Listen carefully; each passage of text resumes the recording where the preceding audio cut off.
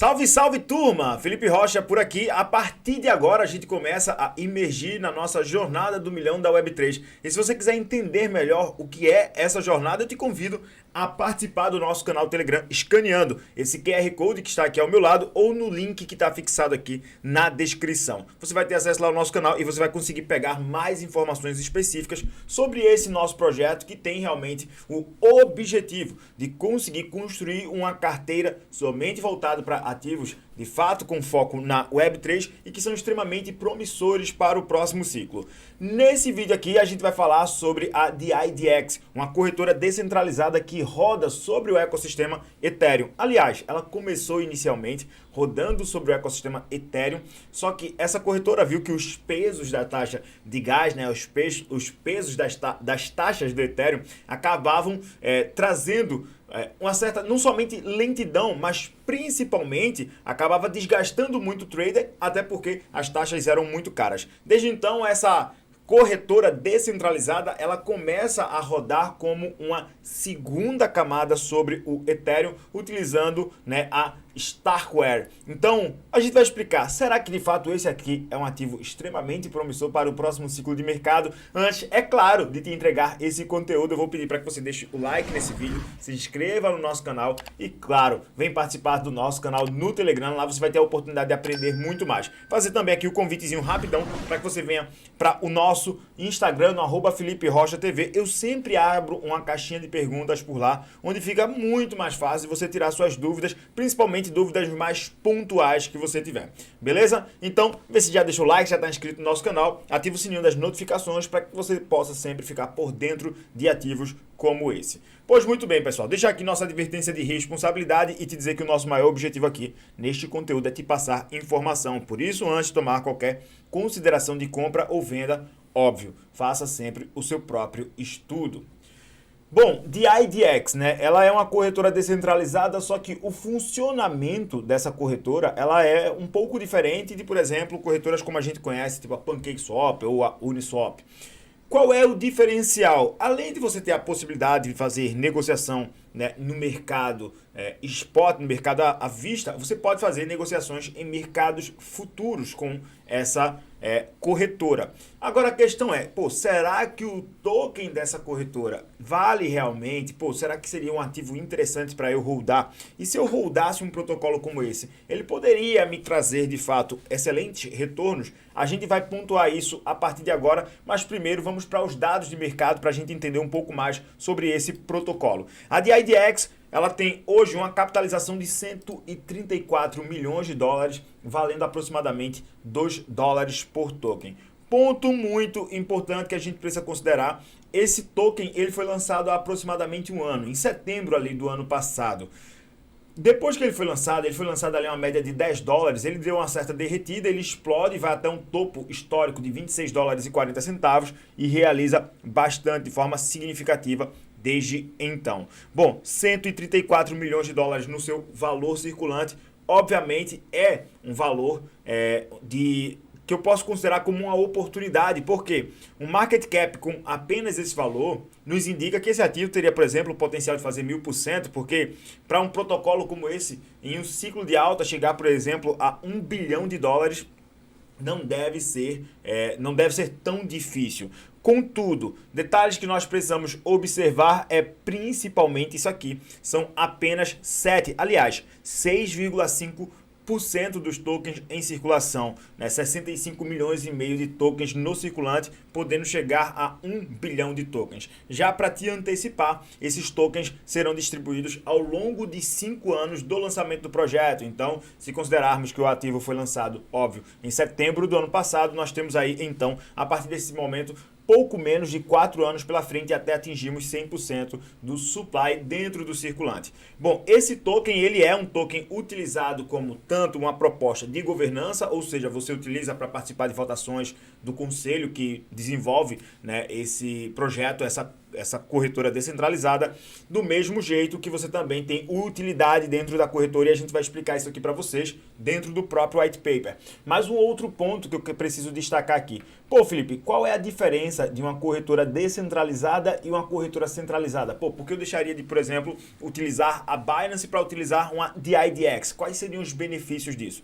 Ponto importante é que eu acredito, e é somente uma perspectiva minha, recentemente a gente teve a quebra da FTX, e caso você não esteja a par da quebra de forma aprofundada, eu recomendo que você veja esse vídeo que está aparecendo aqui acima, onde eu explico um pouco mais sobre todo o processo de quebra da FTX. Mas o mais importante é que quando você deixa os seus ativos dentro de uma corretora centralizada, você está deixando basicamente o seu dinheiro na mão de uma outra pessoa, aliás, de uma empresa. É como basicamente você utilizar o banco. Só que o banco aqui no Brasil, se um grande banco, tipo, nós temos 5 grandes bancos aqui no Brasil. Se um desses grandes bancos vier a quebrar, eles têm o grande irmão chamado Banco Central para socorrer eles. Dentro do universo das criptomoedas, quando uma corretora vai quebrar, normalmente o Banco Central ou o Estado vai dizer, te vira e cai aí a fundo. Então é muito arriscado você deixar um patrimônio que você não está disposto a perder dentro de uma corretora centralizada. Por quê? Porque a corretora pode quebrar, porque a corretora ela pode vir a entrar em falência ou até mesmo ser hackeada. Né? Não sabemos quantas corretoras estão insolventes, como o caso da FTX. Não sabemos também quando uma grande corretora ou uma corretora que você está mantendo seu patrimônio ela vai ser hackeada e se ela terá fundos para devolver aos usuários. Enfim, existe uma série de questões que nós precisamos pensar que, se a gente partir do pressuposto inicial das criptomoedas, a ideia é que você esteja sobre a posse dos seus tokens, dos seus ativos. E quando a gente olha para a DIDX, o modelo de funcionamento dela é um modelo de funcionamento de não custódia. O que quer dizer isso? O modelo de funcionamento de não custódia quer dizer que, basicamente, as suas criptomoedas sempre ficam sobre a sua posse. Então, você sempre fica com as criptomoedas em mãos. Porque existem alguns modelos aí de protocolos, inclusive descentralizados, que eles também fazem a custódia desse ativo. O que é fazer a custódia? Eles ficam com os tokens na posse dele. E aí existe um risco desse próprio protocolo ser hackeado e, obviamente, você também perder os seus fundos lá. Então é um ponto que nós precisamos pensar. Agora, uma outra pergunta, antes da gente se aprofundar muito mais no quesito de perspectiva de futuro para o token será que a DIDX ela é de fato descentralizada? O que a gente precisa observar é que aconteceu um negócio nesse ano que foi o evento da Tornado Cash. O que é a Tornado Cash? É um mixer de criptomoedas onde você bota na entrada desse protocolo alguns tokens e ele vai fazer um mixer que do outro lado ele vai liberar outros tokens para você, só que ninguém vai saber que transação foi essa. Então ele pode ser, e inclusive uma parte dele foi utilizada para lavagem de dinheiro. É um protocolo de privacidade que aí estava sendo utilizado ali para fazer lavagem de dinheiro, e dentro desse processo os Estados Unidos entrou com uma ação contra o protocolo Tornado Cash. E aí o que é que aconteceu? A DIDX estava bloqueando contas de pessoas que estavam utilizando carteiras vindas do Tornado Cash para serem utilizadas dentro da DIDX. Então foi batido na ponta será que ela é descentralizada mesmo? Porque se fosse descentralizada, não deveria estar bloqueando ninguém. Uma vez que a maior proposta de uma corretora descentralizada é não ter o KYC, né, que é o processo de conhecimento do seu cliente, né? Então, se não é descentralizada, isso traz um certo risco. Contudo, até o final de 2022, a comunidade está justamente nesse processo de votação para tornar ela totalmente descentralizada. E isso porque parte ainda está sobre a fundação que desenvolveu esse protocolo. Vale lembrar que ele foi desenvolvido por um engenheiro de tecnologia, um engenheiro de blockchain, que trabalhou inicialmente na Coinbase e também trabalhou na Uber antes de fundar esse protocolo. Dito isso, então vamos entender algumas perspectivas importantes do cenário de mercado sobre a DIDX. Como eu já expliquei os dados de mercado aqui para vocês, topo histórico, valor de mercado e tokens no circulante. A corretora ela tem uma interface até um tanto quanto interessante, você conecta a sua carteira para participar dela. Aqui, basicamente, é onde você consegue fazer as suas operações, né? Aqui, por exemplo, você pode negociar no mercado à vista ou também, né, em contratos perpétuos, utilizando a alavancagem, né? Ou seja, utilizando mercados futuros. Mas o mais importante aqui é a gente entender essa questão das alocações dos tokens. 1 bilhão de tokens o supply máximo, né, o hard cap de supply desse protocolo. Nós temos hoje 65 milhões e meio de tokens no circulante. O que precisamos entender, 50% desses tokens ele vai para a comunidade da seguinte forma: 25% para os usuários que estão negociando o protocolo de IDX na segunda camada, né, que é onde ele está funcionando na real agora como taxa de recompensa dos tradings, então das negociações. Então perceba que você, se investe em um projeto como esse, você precisa manter esses tokens em utilidade. Não adianta deixar dentro de uma corretora, por exemplo. Vamos supor que você comprou aí, sei lá, pela Binance e está deixando lá os seus tokens lá mantidos dentro da corretora. Não adianta você deixar o ativo dentro da corretora, porque você vai estar perdendo a oportunidade de fazer dinheiro, porque você deveria estar dando utilidade para ele dentro do real protocolo. Porque entenda, se for, por exemplo, você está deixando dentro da Binance, né, e não está levando para o protocolo da serventia, a Binance está fazendo isso por você e ela vai ganhar essas recompensas. Fique ciente disso, tá?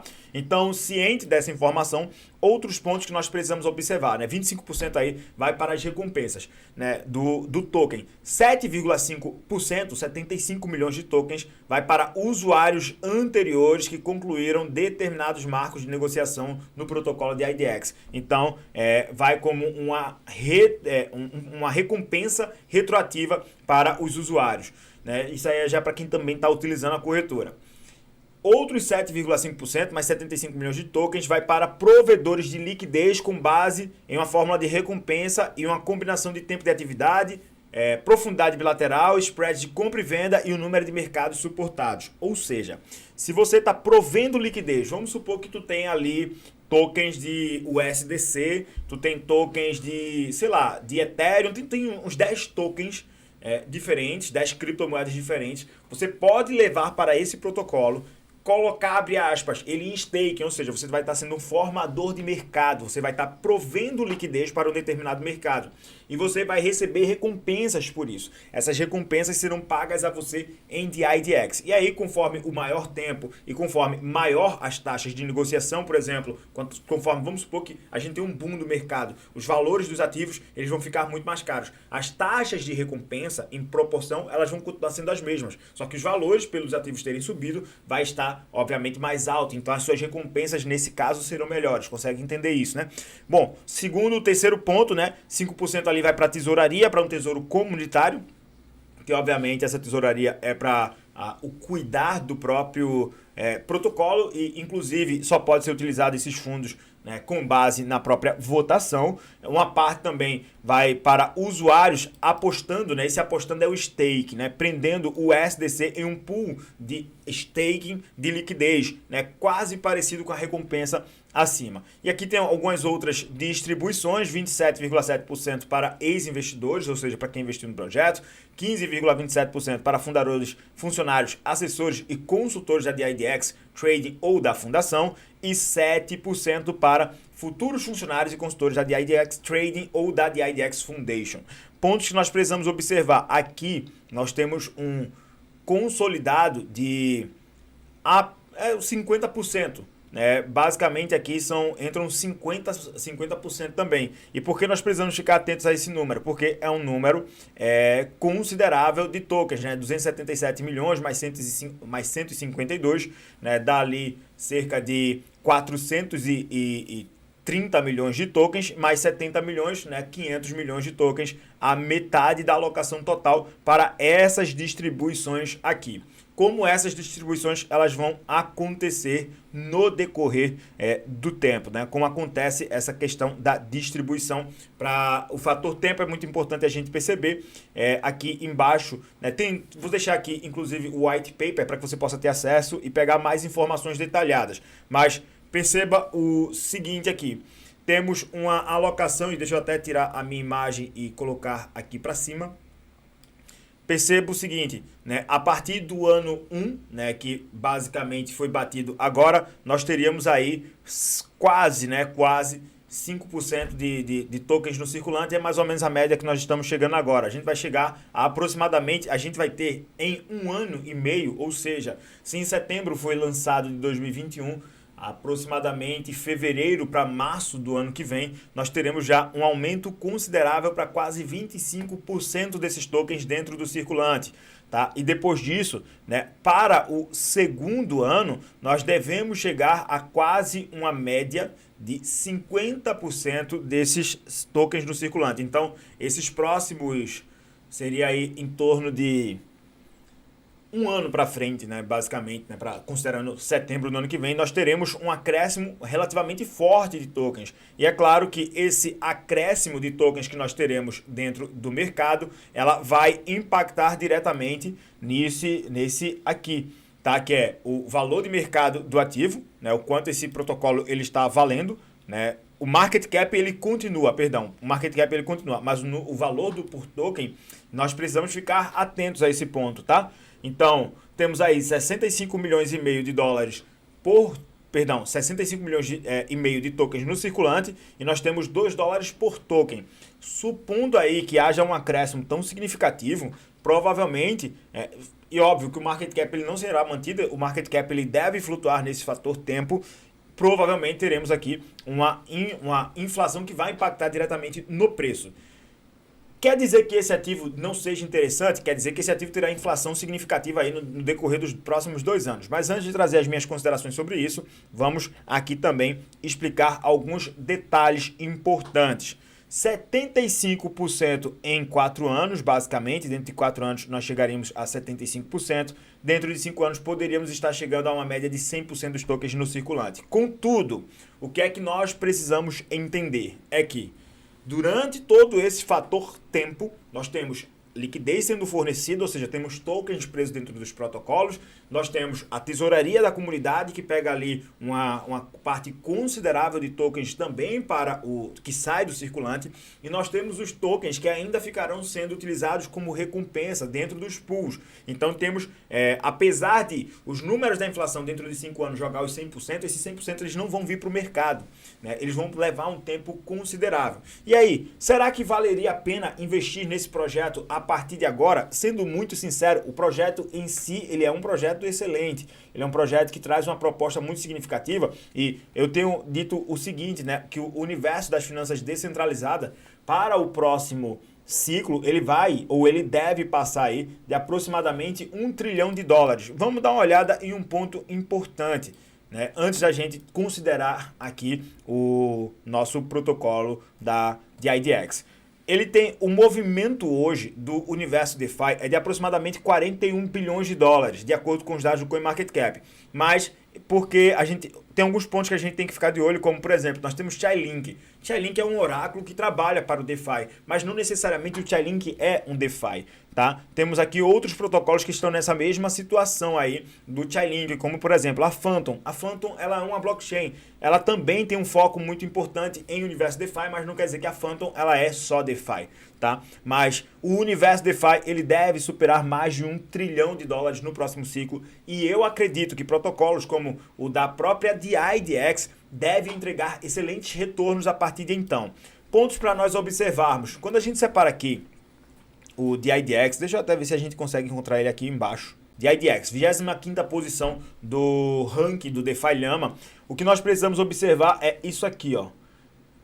Esse protocolo ele conseguiu chegar a um topo histórico em valor total bloqueado de aproximadamente 1 bilhão ali no mercado de alta do ano passado, pouco tempo depois que o token tinha sido lançado.